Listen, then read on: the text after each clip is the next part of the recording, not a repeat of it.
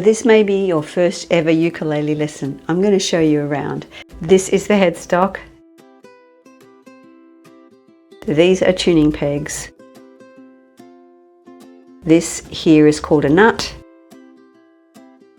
This is the neck. The front of the neck you have the fretboard.